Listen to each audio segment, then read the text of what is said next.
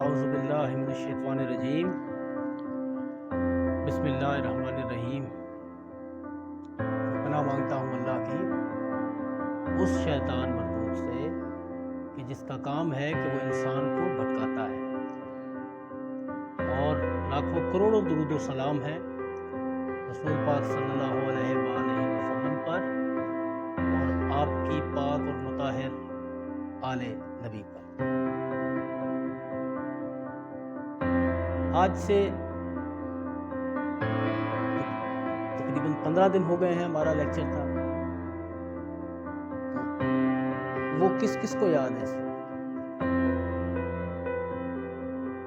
कोई बात उसकी याद है? आपको याद है? अच्छा, ये इनको दें।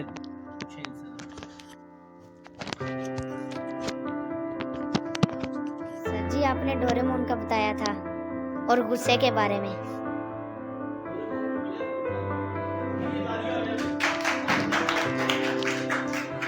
वेरी गुड, अच्छी बात है। इसी तरह याद रखना चाहिए हाफजा। हाँ जी, ये सर को देना। जो आपने मरकज़ी बात की थी चूरन की, और उसके साइड इफेक्ट भी आपने बताए थे।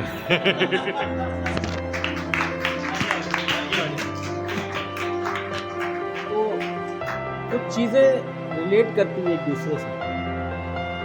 जब आप कोई चीज़ याद करने लगते हैं ना, तो वैसे आप पहाड़े जो हैं, हमें जो पुराने ज़माना हुआ करता था उसके अंदर ना पहाड़े लोगों को याद किया। तो 2 1 ज़ा 2, 2 2 ज़ा 4, ठीक है ना? हैं? तो उसमें हमारे बड़े सगीर पाक व हिंद के अंदर या देसी तरीका क्या होता था, जब आप लोग नहीं थे उस वक़्त तालीम का तरीका ये होता, 1 दूनी दूनी 2 दूनी 4 है। बाकी किसको याद है? सर आगे पूरा करो ना। बताएं। हाँ,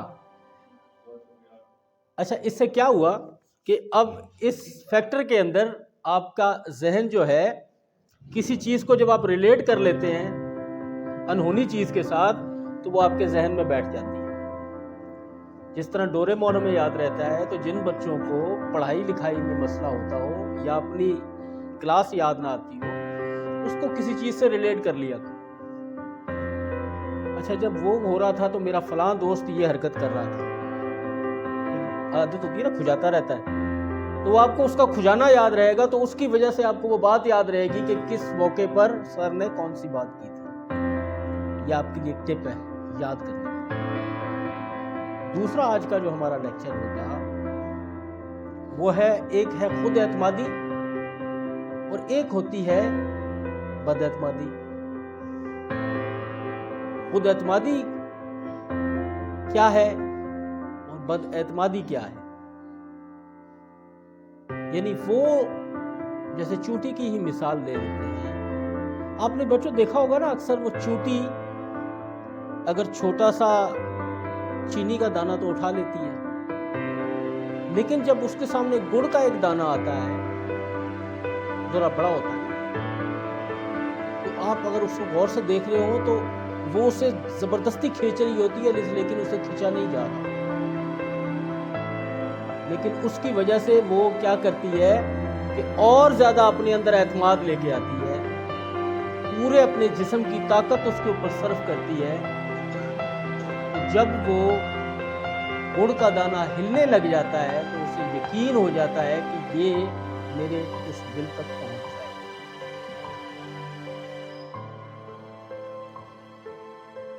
हम इंसान क्या करते हैं कि जहां पर जो चीज मुश्किल लगने लग जाती है, हम उसे छोड़ देते हैं। ये क्या हुआ? ये बद एतमादी हुई। आपको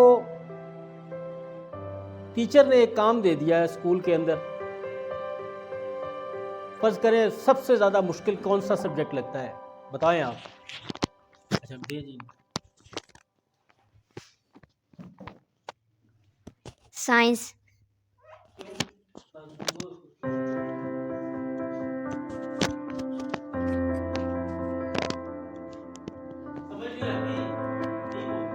सर जी समझ नहीं आती। सर जी मुश्किल भी होते हैं उसके बाद। मैथ सब्जेक्ट बहुत मुश्किल लगता है जी। उसके मतलब सवाल समझ नहीं आते थे जी। नहीं उनकी समझ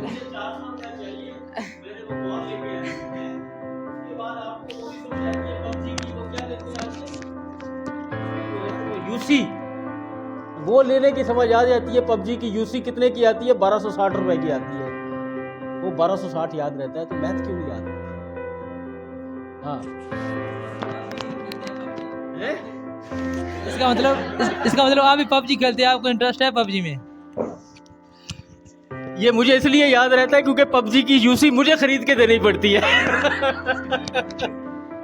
अच्छा सवाल ले भाई उनसे। सर ये तो चलो बच्चे हैं, अभी स्टूडेंट हैं, ये अनमैरिड है माशाल्लाह, बेशक इंस्ट्रक्टर है। आप तो माशाल्लाह प्रैक्टिकल लाइफ में मैरिड भी हैं, तो आप बताएं आप गिनती कैसे शुरू करते हैं और ख़त्म कैसे करते हैं?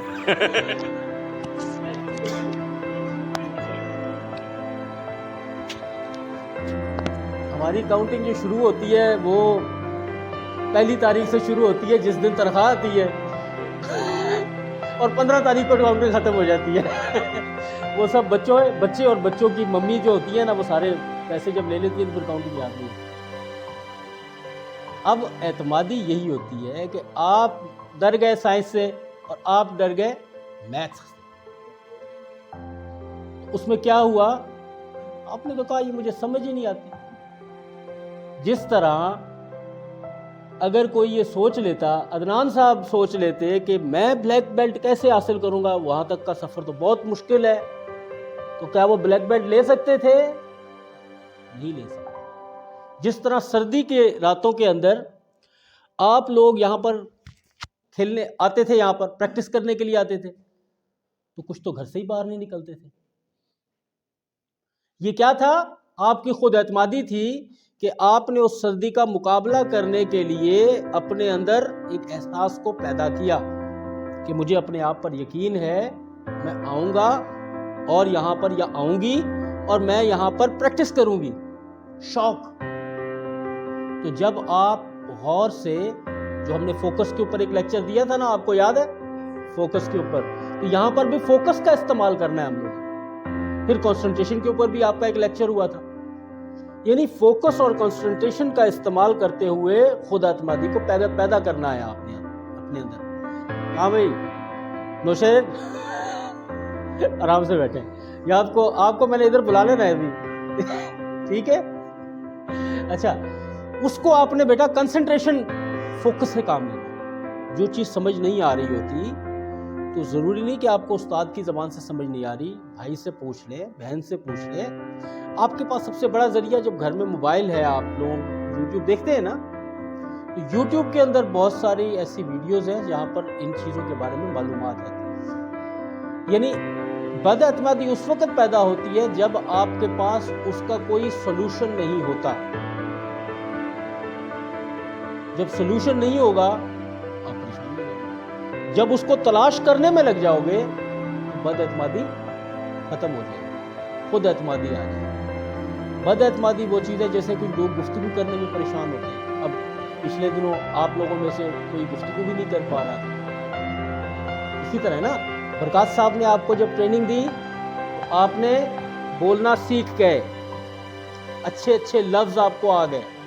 जब आप अदबी महफिल में आना नहीं शुरू हुए थे तो क्या होता था?